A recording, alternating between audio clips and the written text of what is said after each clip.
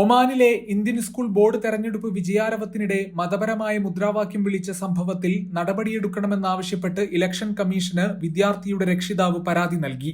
വിജയാരവത്തിനിടെ ഉയർന്ന മുദ്രാവാക്യങ്ങൾ തെരഞ്ഞെടുപ്പ് പെരുമാറ്റച്ചട്ടവും മാർഗനിർദ്ദേശങ്ങളും ലംഘിക്കുന്നതാണെന്നും മതവികാരം വ്രണപ്പെടുത്തുന്ന ഇത്തരം പ്രവർത്തനങ്ങൾ വിദ്യാർത്ഥികൾക്കും ഇന്ത്യൻ സമൂഹത്തിനും അസ്വസ്ഥതയുണ്ടാക്കുന്നതാണെന്നും മെയിലിൽ പറയുന്നു.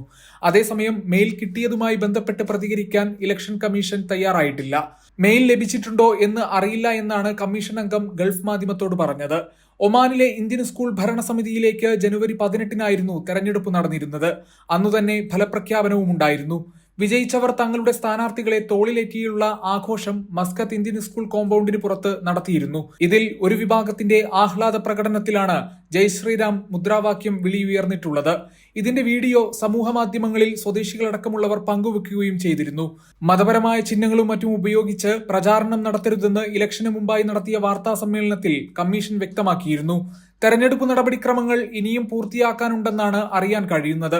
അതുകൊണ്ട് തന്നെ ചട്ടലംഘനം നടത്തിയവർക്കെതിരെ നടപടിയെടുക്കണമെന്നാണ് രക്ഷിതാക്കൾ പറയുന്നത്.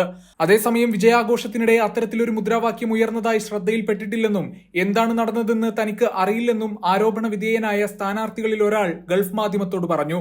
ഗൾഫ് മാധ്യമം, മസ്കത്ത്.